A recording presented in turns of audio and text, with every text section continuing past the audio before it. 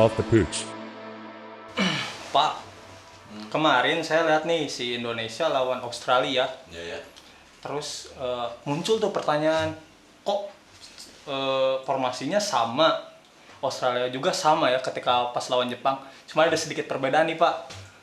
Ketika lawan Jepang kita main buruk tapi kebobolan sedikit. Sedangkan lawan Australia kita main bagus nih kan kemarin. Pangun juga mungkin nonton.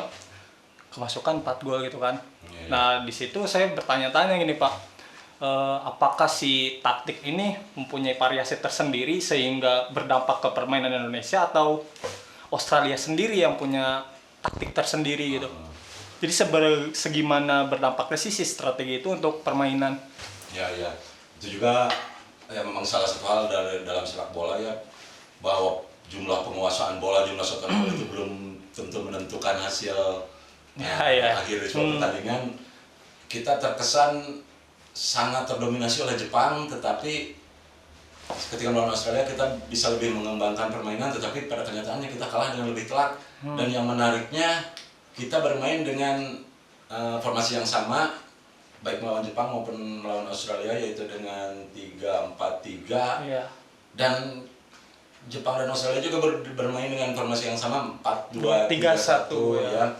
Cuma ketika bermain kita terlihat berbeda sekali ketika melawan Australia dan melawan Jepang. Kalau melihat itu saya sih lebih melihat daripada, walaupun Jepang dan Australia menggunakan formasi yang sama, tapi cara bermain mereka sangat jauh berbeda, terutama ketika mereka sedang berada dalam keadaan tanpa bola.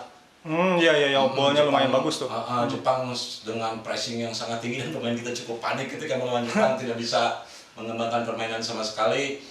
Ketika melawan Australia, Australia cenderung bermain seperti saya melihat tim Inggris tahun 70-80-an, ketika lawan menguasai bola, mereka tidak melakukan pressing yang terlalu tinggi, tapi mereka mencoba menjaga di daerah pertahanan sendiri.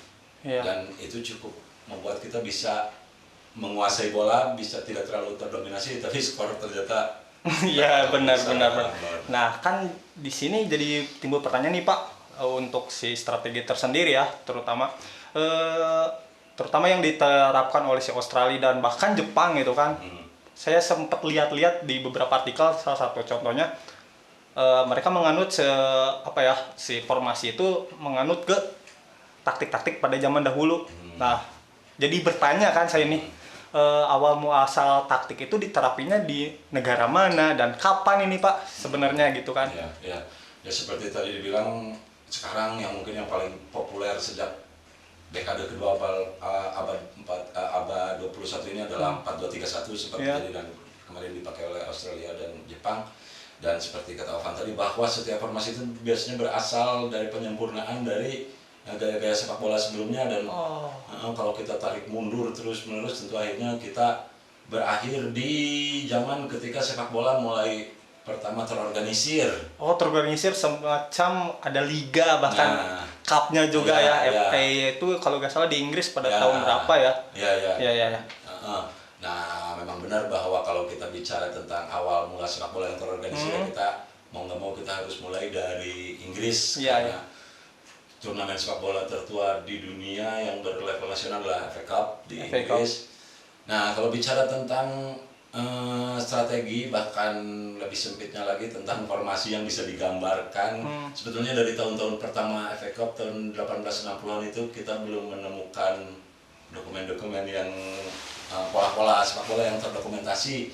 Dan baru ketika mulai ada Liga Inggris yang sekarang jadi Liga Premier, dulu namanya cuma Football League aja, dan Football Division 1. Di situ kita baru mulai menemukan bahwa mereka juga sebetulnya sudah mulai mencoba membentuk sebuah formasi. Formasi. Tapi masih belum jelas gambarnya, mungkin semacam gimana ya, 2 di belakang, 8 di depan, semacam inilah. Entah mereka menggambarnya seperti apa, tetapi mereka lebih ke kick and rush mungkin ya. Mungkin ini adalah cikal bakal dari kick and rush ini. Yang penting dari belakang bola jalan ke depan, belum mengenal umpan-umpan pendek. Yang ada itu cuma umpan panjang, dribbling, semacam itulah. Dan walaupun ini kita mulai ngobrol dari Inggris, dan di Inggris semua hampir mempergunakan sepak bola semacam ini, bahkan ada yang semacam 1-9 seperti ini juga masih ada. Yang justru pertama kali terdokumentasikan bahwa ada sepak bola yang tidak sesederhana ini justru bukan dari Inggris. Oh, mungkin Jerman mungkin. Belum pada waktu Oh, itu belum. sepak bola belum merambah sejauh itu. Yang pada tahun 1872 terjadi pertandingan internasional pertama antara dua tim nasional, itu antara Inggris dengan tetangganya. Oh, Scotland. Scotland, Ya, ya, betul, Scotland. Dan Scotland pada waktu itu sebetulnya mereka hampir sama dengan dua pemain belakang, tetapi mereka tidak menempatkan semua pemain di depan, jadi mereka mempunyai dua orang pemain yang tugasnya untuk menyambungkan antara barisan belakang dengan barisan depan. Dan mungkin disinilah lahir midfield, pertama kalinya lahir midfield atau dalam bahasa Indonesia gelandang dari Oh, itu adaptasinya dari Scotland. ya, dari Scotland. Dan ini ternyata lumayan banyak ditiru oleh tim-tim Inggris pada waktu itu, termasuk Preston, Blackburn, Aston Villa yang merupakan tim-tim Oh, kuat iya. pada saat itu. Mereka menggunakan formasi yang mirip-mirip dengan sepak bola Scotland, dan mereka juga banyak menggunakan pemain-pemain asal Scotland yang mulai memperlukan umpan-umpan yang lebih pendek dari sebelumnya. Oh, jadi antar lini itu nggak lewat long ball aja gitu kan? Nggak Iya. long ball, nggak, istilah mereka pada saat itu hingga mereka menyebut ini sebagai route 2. Route kedua, karena yang pertama dikenal itu ada cuma route 1, Iya, satu yang dari belakang ke depan. Kemudian mereka mulai mengenal fungsi 2 ini, dan ini di seluruh Inggris pada waktu itu mereka mulai terpengaruh sepak bola Scotland yang pakai gelandang ini.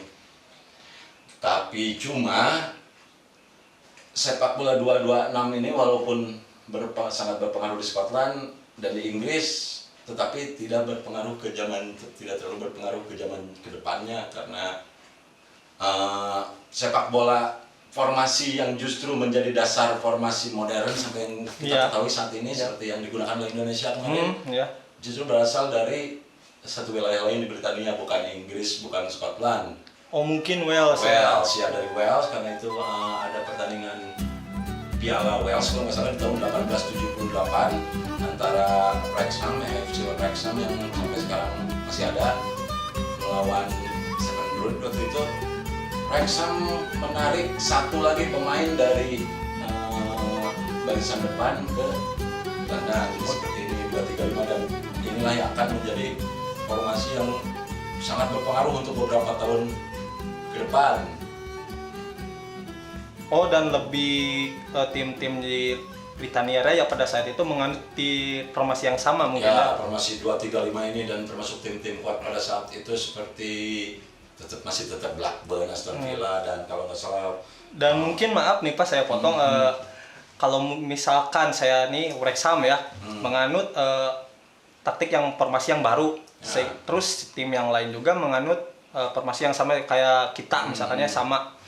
Terus kita bertanding nih 1 lawan 1 misalkan. Tapi kan kalau misalkan kita pakai formasi yang sama, musuh pakai formasi yang sama, itu kan bisa disebut gamenya bakal hambar gitu kan. Stalemate. Apakah ada gitu tim selain dari Wrexham ini yang punya kombinasi yang lain gitu? Nah, pada waktu-waktu awal sepak bola ini kita berbicara sekitar akhir abad 19 dan awal abad 20 ya, ini kita masih berbicara tahun 1890-an, 1900. Sepak bola itu mungkin belum seperti yang kita lihat sekarang dengan pergerakan pemain tanpa bola yang sangat mobile. Waktu itu memang yang seperti Van katakan tadi bahwa mungkin akan terjadi stalemate, itu memang terjadi. Karena pemain itu, mereka masih bermain dengan formasi yang sangat style, yang sangat statis. Pemain belakang yang dua ini benar-benar jadi pemain belakang, pemain gelandang benar-benar tugasnya menyalurkan bola aja. Dan yang membedakan itu cuma materi pemain di tiap tim, tim mana yang punya pemain dengan dribble yang lebih bagus, cuma baru sebatas itu mungkin. Jadi kebalik lagi sistem sebaik apapun, apabila pemain yang nggak mengikuti nggak bakal bagus juga gitu. Dan variasinya belum banyak waktu itu, hingga bisa dibilang awal-awal abad 20 ini benar-benar eranya 2-3-5 yang dipengaruhi oleh Wrexham ini. Wah, jadi si kick and rush itu banyak sekali jenisnya Pak, dari 2-3-5 bahkan tadi. Jadi saya punya pertanyaan nih Pak, terutama tim-tim Liga Inggris mengadopsi 2-3-5 sehingga populer itu kan, sepopuler itu. Yang ingin saya tanyakan itu konsistensi si taktik ini sehingga diadopsi oleh mereka. Ya. Apakah sering menangnya atau mungkin kalahnya mungkin ya kalau bisa dibilang. Apakah si 235 ini udah pakem pada tahun itu Ya. menjadi taktik yang bagus sekali gitu kan? Ya mungkin pada waktu itu yang pertama karena orang sudah cukup senang dengan ditemukannya pola gitu. Oh, pola. Jadi kebanyakan mungkin kreativitas dalam sepak bola belum muncul banyak seperti tahun-tahun sesudahnya. Dan 235 ini sebetulnya terawetkan hingga di awal abad 20 bertahan cukup lama ini karena justru sebetulnya ada perubahan juga di cara bermain di dalam taktik. Karena berhubungan dengan sebetulnya dengan hal yang sangat sederhana, lebih baiknya lapangan. Oh, lapangan. Adanya mulai ada pemeliharaan rumput sehingga sepak bola sudah tidak cuma dengan umpan-umpan panjang, tapi sudah melibatkan dribbling waktu itu yang menjadi tren baru di sekitar tahun 1900-an Oh, jadi itu. maaf Pak, saya potong lagi ya, ketika kick and rush yang semuanya ditumpuk ke depan sehingga di iya. satu back itu menganut long ball semua gitu kan. Masih lama karena dribbling, apalagi shot pass itu masih sama sekali belum memungkinkan karena lapangan. Oh, begitu hadirnya Scotland membawa angin baru mungkin ya. Scotland membawa angin baru dengan 2 gelandang hingga orang mulai bisa. Tapi mereka juga tetap formasi ini masih tetap sangat statis sebetulnya, cuma mengandalkan dribbling pemain. Dan pada dasarnya ketika dua tim bermain dengan sama-sama 2-3-5, siapa yang menang? Ya yang pemainnya lebih materi pemainnya. Ya bukan taktik doang gitu ya, berarti ya. Lebih ke permainan. Timbul pertanyaan lagi nih Pak, 2-3-5 kan ya? Ya. Apa cuman itu doang taktik yang apa ya bisa disebut revolusioner di Liga Inggris pada waktu itu? Atau ada lagi misalkan? Nah, sampai sejauh ini sebetulnya Inggris itu hampir terpatok, bahkan bukan cuma Inggris, Scotland juga masih terpatok di 2-3-5 karena dari tadi kita ini masih membicarakan sekitar Britania ya. Iya. Karena perubahan pertama yang mulai berani mengotak-atik 2-3-5 ini justru bukan di Britania. Kita harus sekarang mulai kita keluar dari Britania karena yang mulai mengotak-atik 2-3-5 dan memvariasikannya ini justru lahir di ada 2 tempat. Oh, mungkin Jerman sama Prancis atau Italia mungkin ya? Yang pertama itu adalah di Eropa daratan, tepatnya di Eropa Tengah. Di sini mungkin bisa pertama disebut sepak bola lahir sebagai sebagai sesuatu yang dipelajari dengan serius. Tapi ini juga masih tetap belum bisa dipisahkan dari pengaruh Inggris. Iya. Ada seorang pelatih bekas pemain sebetulnya cuma asisten pelatih bekas pemain Fulham yang pergi ke Jerman. Di sebelum Perang Dunia Kedua dia mulai memperkenalkan sepak bola di Jerman dan dia malah ikut terlibat dalam terbentuknya kompetisi-kompetisi sepak bola di Jerman. Jimmy Hogan namanya. Tapi sayang Perang Dunia Pertama pecah, Jimmy Hogan ditangkap dan dia dikembalikan lagi ke Inggris karena Jerman dan Inggris bermusuhan dalam Perang Dunia Pertama. Berarti di Jerman juga tercampur sepak bola Inggris mungkin ya waktu itu ya. Pengaruh yang paling kuat di Jerman itu 2-3-5 ini juga sebetulnya. Nah, setelah Perang Dunia ke pertama selesai, Jimmy Hogan sangat menikmati tinggal di Eropa daratan. Dia kembali lagi tapi bukan ke Jerman tapi ke musuh Inggris lainnya pada waktu itu Kekaisaran Austria-Hungaria. Dia kembali ke Hungaria, kemudian mencoba mengembangkan sepak bola ke Austria. Dia mencoba mengembangkan sepak bola di Austria dan dia sangat menikmatinya juga karena orang Austria sangat teliti mempelajari sepak bola katanya. Kemudian setelah Austria dijual ke Hungaria, dan di Hungaria inilah dia mulai menemukan pemain-pemain yang katanya tidak dia temukan di Inggris, pemain-pemain yang sangat serius. Hidden gem gitu ya? Ya, dan dia menemukan dunia barunya dan dia membuat sebuah perubahan yang sebetulnya sangat sederhana tapi sangat berpengaruh ke sepak bola selanjutnya, itu cuma menarik penyerang tengah yang di tengah ini ke belakang. Cukup itu saja sih. Jadi menumpuk gelandang gitu ya? Gelandang, dan ini mungkin seperti sepak bola sekarang yang selalu mencoba menguasai lapangan tengah. Jimmy Hogan di Hungaria ini dengan sepak bola Britania rasa Hungaria ini yang menjadi hingga disebut waktu itu muncul sebuah mazhab sepak bola yang disebut mazhab Danube. Danube itu sungai di Hungaria. Oh iya. Ya. Jadi Hungaria adalah lahirnya sepak bola yang lebih saintifik lah daripada, karena mereka mulai mempelajari tim lawan sebelum bermain, mereka mempelajari tim lawan walaupun secara formasi masih terbilang sama gitu ya. Pak, kan tadi kita cuman ngomongin berpusat di Eropa nih, sedangkan tadi yang Pak Anggun bilang di juara Piala Dunia pertama itu Uruguay. Nah, sedangkan kita belum ngobrolin nih gimana perkembangan sepak bola di Amerika Selatan terutama ya. Mungkin bisa dijawab, Pak. Nah, benar kita dari tadi ngomongin Eropa, tadi kan juara dunia pertama Uruguay. Iya, gitu kan agak kontradiksi gitu. Nah, seperti saya bilang tadi bahwa ada dua tempat mulai berkembang sepak bola keluar Britania. Yang pertama adalah Eropa Tengah, di Austria dan Hungaria. Itu bisa dibilang tempat lahirnya sepak bola sebagai sains lah ya, sebagai sesuatu yang dipelajari. Nah, tempat kedua adalah Amerika Selatan. Iya. Di situ bisa dibilang itu tempat lahirnya sepak bola sebagai seni mungkin, karena dengan cara berpikir orang Amerika Selatan yang berbeda sehingga melahirkan sepak bola sebetulnya lebih bebas, walaupun tetap saja yang membawa sepak bola ke sana tetap ada imigran Inggris. Maka lahirnya yang pertama sepak bola yang lebih terorganisir di sana adalah di Argentina dan Uruguay yang memang paling banyak imigran Inggrisnya. Dan sebetulnya perubahan mereka juga tetap saja berasal dari 235 yang dibawa dari Inggris, dari Britania ini, tetapi mereka menarik, bedanya sama Hungaria yang menarik yang tengah, ini mereka menarik dua pemain yang lebih dalam, menambah lagi jumlah pemain di tengah untuk jadi lebih menitik beratkan alur suplai bola ke depan gitu kan ya. Depan, dan tadi seperti dibilang tadi bahwa dribbling mulai menjadi tren di Amerika Selatan ini malah oh iya benar. Karena dengan mungkin secara secara psikologis juga mereka lebih senang dengan sepak bola seperti itu, dan lahir sepak bola seperti itu yang meminta lebih banyak lagi pemain di tengah. Mau bertanya lagi nih Pak, kan tadi kita ngobrolin di Eropa Tengah, bahkan Amerika Selatan mengadopsi 235 dari Inggris. Apakah dari Inggris nggak ada polisi selanjutnya sehingga yang kita tahu kan taktik modern nggak gitu-gitu aja gitu kan? Apakah ada lagi di tahun berikutnya misalkan atau gimana gitu? Nah, ya di sini juga yang harus kita ingat bahwa pada saat itu komunikasi interaksi antar negara belum, antar tempat itu belum bisa. Sekarang perkembangan sepak bola masih terkotak-kotak di daerah-daerah tersendiri. Ya, Inggris sempat sampai tahun 1930-an itu tetap asik dengan 235-nya itu, sampai muncul seseorang yang bernama Herbert Chapman. Ketika dia melatih Huddersfield, dia membuat sesuatu yang baru.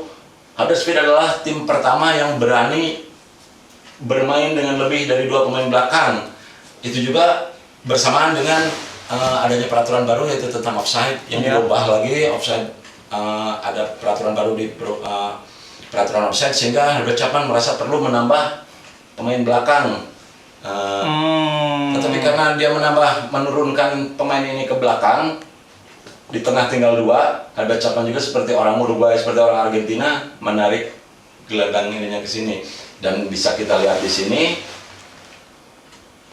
formasi seperti ini mirip dengan 2 huruf yaitu W dan M, sehingga formasi Herbert Chapman ini disebut formasi WM. Dan bahkan Herbert Chapman juga punya sesuatu sumbangan lainnya, yaitu mulai membuat nama-nama bek kanan, bek kiri, 3 orang gelandang, di gelandang kanan.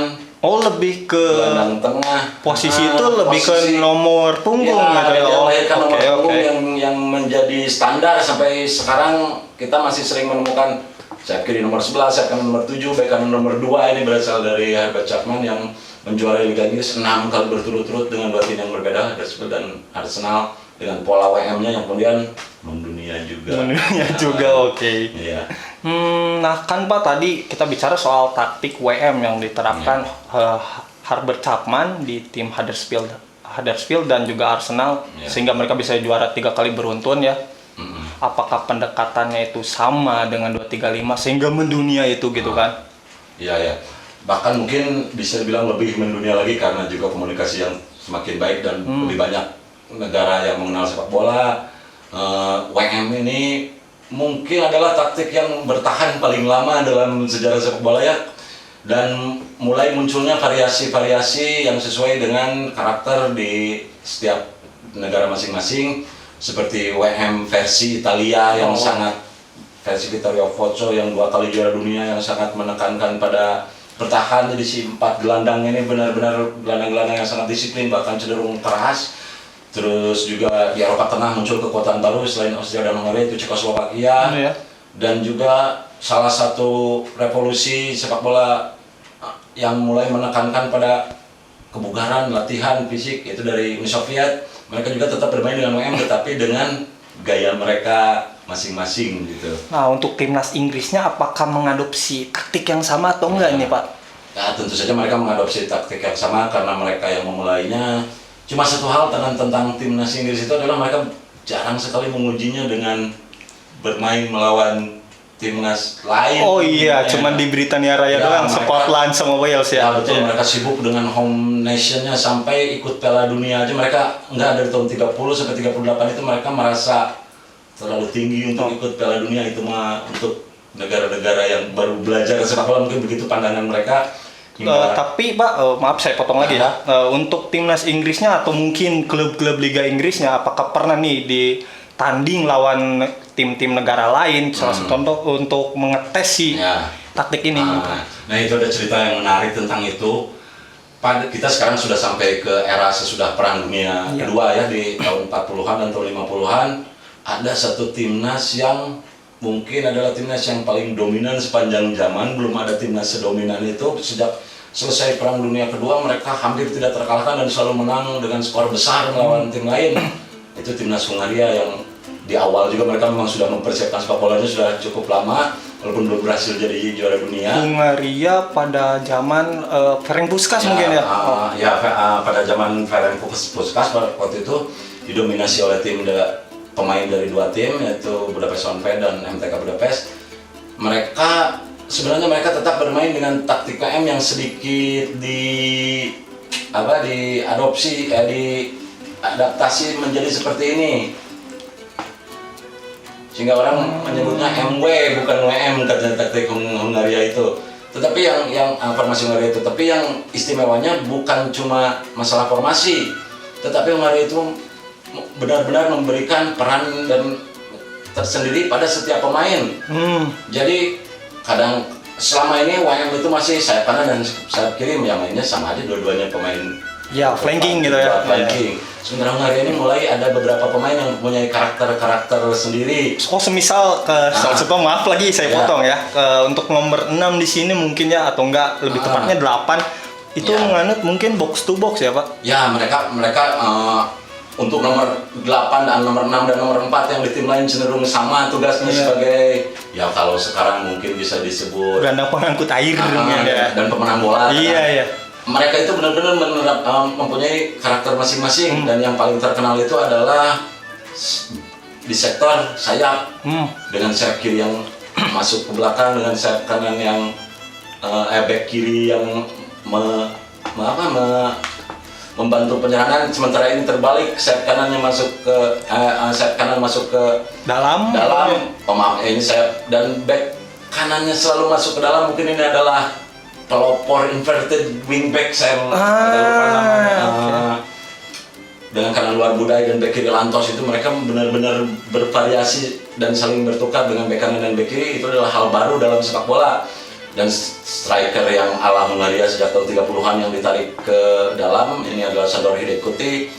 Lebih mirip false nine, mungkin ini adalah cikal bakal false nine sekarang. Sementara yang lebih bertindak sebagai striker justru adalah kanan dalamnya, dan ini adalah pencetak gol yang paling banyaknya Sandor Kostic ini. Dia bertindak hampir sebagai penyerang, dan nomor 10-nya ini kita sudah jelas tahu, Ferenc Puskás ini adalah Galoping Mayor ya. Superstar pertama sepak bola lah. Pemain sepak bola yang benar-benar namanya mendunia pertama kali itu mungkin Ferenc Puskás. Dan kenapa dia bisa mendunia? Kita kembali ke timnas Inggris. Iya. Karena timnas Inggris seperti belum dijawab ya. Iya. Timnas Inggris itu merasa selalu lebih hebat begitu melihat ada tim lain yang begitu dominannya. Akhirnya mereka tantang, beranikan sama kita, mungkin mereka begitu. Dan Hungaria menjawab tantangannya. Mereka datang ke Wembley dan skornya pada waktu itu adalah 7-3 kalau nggak salah untuk kemenangan Hungaria. Dan sebesar itu, Pak. Iya, sebesar itu. Mungkin di situ Inggris mulai sadar ternyata kita tidak sehebat itu, dan mereka minta pertandingan ulang dimain di Budapest, Hungaria, dan mereka kalah 8-1, malah lebih telak lagi. Dan mungkin itu adalah untuk pertama kalinya Inggris sadar, berarti kita memang mesti gaul gitu, mesti main juga, mesti ikut juga Piala Dunia dari kekalahan dari Hungaria itu. Dan yang mungkin agak tragis adalah timnas Hungaria ini tidak pernah mendapatkan juara dunia karena kalah lawan Jerman di Piala Dunia, dan setelah itu timnya juga tercerai-berai karena masalah politik, pendudukan Soviet di Hungaria dan lain sebagainya, hingga ini mungkin adalah salah satu potensi yang tidak pernah jadi nyata timnas Hungaria ini. Dengan menerapkannya taktik ini, si Hungaria bisa dibilang ini merevolusi sepak bola pada saat itu mungkin, Pak. Ya, mereka memang salah satu tonggak sepak bola modern dengan permainan yang sangat dinamis, sampai pada waktu itu benar-benar membingungkan timnas Inggris karena kata mereka antara nomor punggung dengan pergerakan mereka sangat tidak cocok gitu. Padahal karena sepak bola yang sangat fluid, WM versi ultra dinamis waktu itu disebutnya, memang dari Hungaria. Berarti Hungaria memang salah satu, timnas Hungaria ini adalah salah satu pelopor sepak bola modern, walau mungkin bukan satu-satunya. Oh, di Amerika Selatan mungkin ada ya, Pak ya? Nah, karena ya betul, karena dari tadi kita cuma playing style-nya soalnya sama gitu kan, fluidity gitu kan. Betul, karena kita dari tadi cuma membicarakan sepak bola dengan 3 pemain belakang seperti yang dimainkan oleh Indonesia ketika di awal tadi, dan kita sama sekali belum membicarakan sepak bola seperti yang dimainkan Australia dan Jepang dengan 2 back tengah itu asalnya dari mana, dan kebetulan itu memang berasal dari sebuah negara di Amerika Selatan yang sampai sekarang kita belum bahas ya. Yang terkenal mungkin Brazil kita belum ya. Tadi soalnya Uruguay sama Argentina udah dibahas kan. Dan kita memang belum sama sekali belum sampai ke Brazil. Tim-tim Liga Brasil pada saat itu mereka ingin sekali lebih membuat sepak bola yang lebih menyerang. Yang uniknya mereka yang membuat sepak bola yang lebih menyerang justru dengan menambah back, dengan menambah pemain belakang. Ternyata itu adalah untuk lebih membebaskan kedua back sayap mereka ini yang sampai waktu itu masih diistilahkan dengan fullback dan sekarang juga masih bertahan istilah fullback ini. Dan berarti selain Hungaria, salah satu negara lain yang menjadi pelopor sepak bola modern itu adalah Brasil. Juga monitonya mungkin ya. Iya, betul. Ya, untuk pembahasan taktik, penerapan taktik di Brazil mungkin ya, Pak ya, bisa disimpan untuk obrolan nanti. Soalnya agak menarik juga kan untuk dibahas. Soalnya untuk sepak bola sendiri menurut saya pribadi ya gitu ya. Brazil itu salah satu negara dengan kultur sepak bola yang kuat. Jadi agak disayangkan kalau kita nggak dibahas gitu kan. Masa kita ngobrolin bola dan ngobrolin. Iya benar juga sih. Jadi untuk obrolan berikutnya mungkin kita akan bahas Brazil lebih dalam juga gitu kan di Off The Pitch Channel gitu.